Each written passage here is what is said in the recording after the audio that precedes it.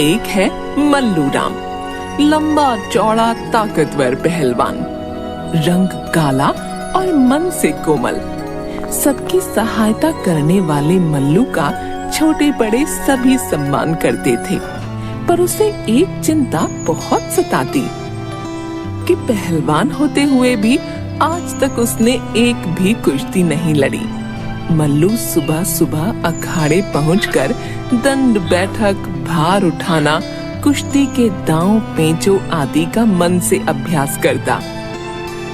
एक दिन मल्लू पहलवान दंड बैठक कर रहा था, तब राधे नामक एक अन्य पहलवान उस्ताद से, सुना है उस्ताद जी, अब की होने वाली कुश्ती भयंकर होगी।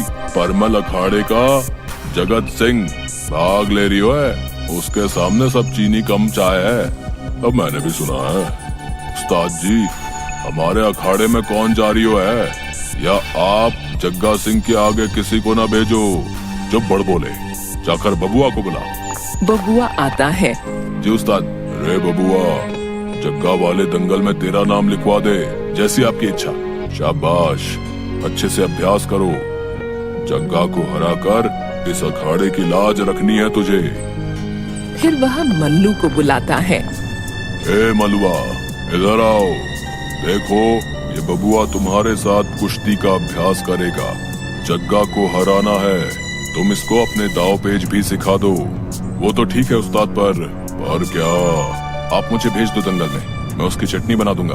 तुम न रहने दो, जितना कहा है बस उतना ही करो। मलुआ और बबुआ अभ्यास करते हैं। उसके बाद घर पहुंचकर मल्लू थोड़ा उदास हो जाता है। क्या हुआ बेटा, आज इतने उदास क्यों हो? पिताजी, उस्ताद जी मुझे कभी कुश्ती लड़ने नहीं भेजते। कोई बात नहीं, भेज देंगे। इतने साल हो गए, मैंने आज तक एक भी कुश्ती नहीं लड़ी। कोई कारण तो होगा जो आज तक तुम्हें नहीं भेजा।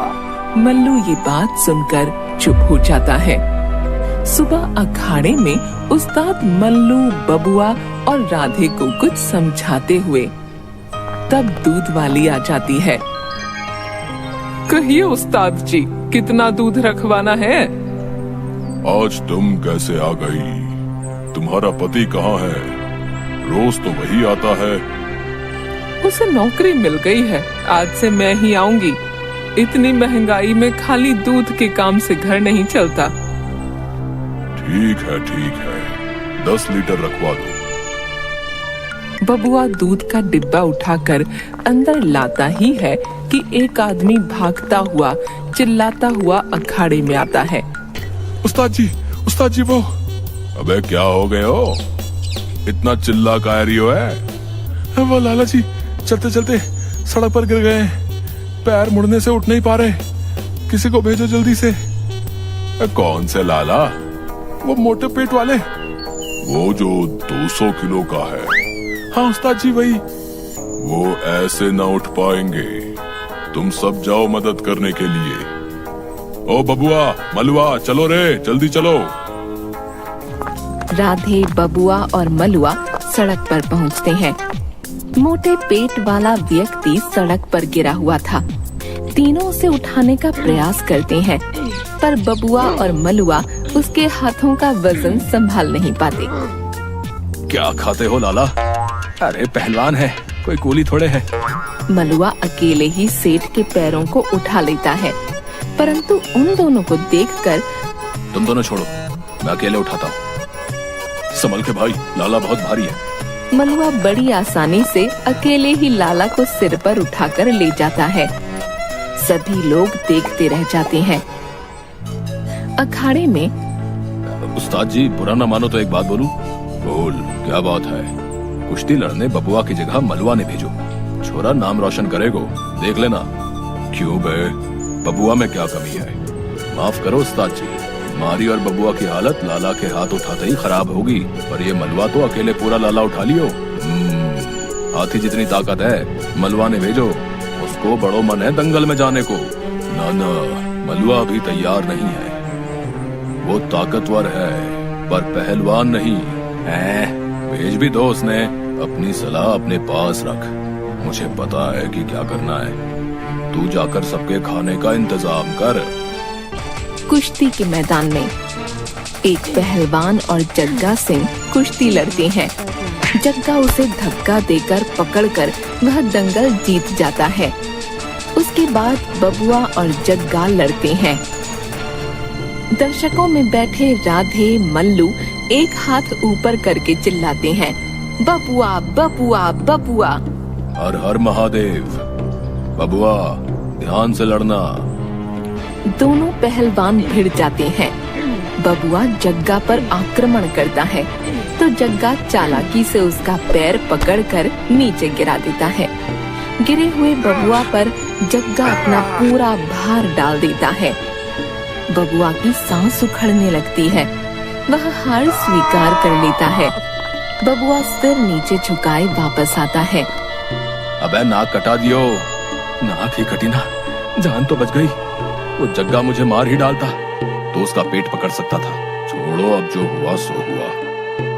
मल्लू जब घर जाता है तो रास्ते में उसे एक छोटी बच्ची रोते हुए मिलती है। अरे गुड़िया, क्यों रो रही हो? चाचा मैं छोटी हूँ ना, इसलिए सब मुझे छोड़कर भाग गए। किसने कहा तुम छोटी हो? वह बच्ची को गोद में उठा लेता है। अब तो तुम मुझसे भी बड़ी हो गई।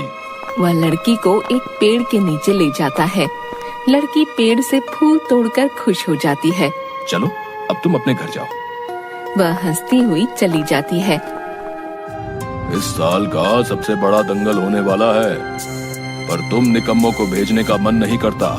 नाक कटा दोगे। वो 3-3 पहलवान वाली कुश्ती? हाँ वही। उस्ताद जी आप सही कह रहे हो। हम में कोई लायक ना है उसके।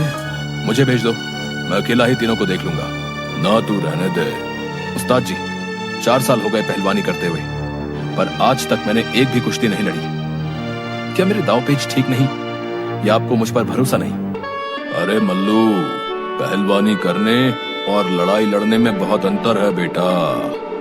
अगर खाली ताकत का काम होता तो तुझे भेजता। आप क्या कहना चाहते हैं? बेटा तेरा मन बड़ा कोमल है, दूसरों को दुखी देखकर पिघल जाता है, और कुश्ती जीतने के लिए ताकत के साथ साथ मन का कठोर होना जरूरी है। तू अपने को कठोर नहीं कर पाएगा, इसलिए मैं तुझे नहीं भेजता। पहलवान का पहला धर्म ही दंगल लड़ना है। मैंने जिंदगी में एक भी लड़ाई नहीं लड़ी तो लोग क्या कहेंगे? चल मल्लू, दिया तुझे एक मौका, देखूं क्या करता है। तुम तीनों जा रहे हो, ये मल्लू तो मरवा के दम लेगो।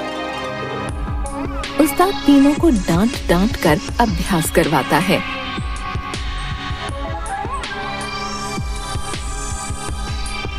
मैदान में बबुआ, मलुआ और राधे के सामने जग्गा सिंह और 2 अन्य पहलवान, तीनों एक एक के साथ लड़ते हुए।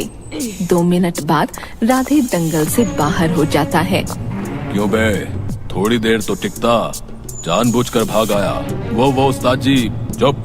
तभी बबुआ भी आते हुए दिखाई दिया। तू भी आ गया। अब तीनों पहलवानों का सामना मल्लू अकेले कर रहा था। मल्लू एक पहलवान को जोर से धक्का देता है तो वह भाग जाता है। दूसरे पहलवान की टांग पकड़कर घुमाता तो वह भी बचने में ही भलाई समझता है। आखिर में जग्गा और मल्लू आमने सामने होते हैं। वाह बेटा, पहली कुश्ती है तेरी, चल तुझे मजा चखाता हूँ। जग्गा के आक्रमण से मल्लू को पैर में चोट लगती है। वह संतुलन बना ही रहा था कि जग्गा ने चालाकी से उसी चोट पर फिर आक्रमण किया। चोट के दर्द से मल्लू चिल्लाया और गुस्से में उसने भागकर आते हुए जग्गा का पैर पकड़कर गिराया और फिर उसे सिर पर उठाकर ऊपर हवा में उछाल दिया। फिर नीचे घुटनों के बल बैठकर जग्गा को धरती पर गिरने से पहले पकड़ लेता है। यदि तुम सीधा धरती पर गिरते तो तुम्हारी एक हड्डी भी न बचती। मल्लू दंगल जीत जाता है। जियो मेरे शेर। बबुआ और राधे ताली बजाते हैं। मल्लू, तू सच्चा पहलवान है। कुश्ती लड़ने और कायदे से लड़ने में बहुत अंतर होता है बेटा। तू कायदे से लड़ा। मेरी मान, तू कुश्ती लड़ने के बजाय बाकियों को लड़ना सिखा। तभी जग्गा आकर मल्लू को गले लगा लेता है। एक ढोल वाला आता है और सभी नाचने लगते हैं।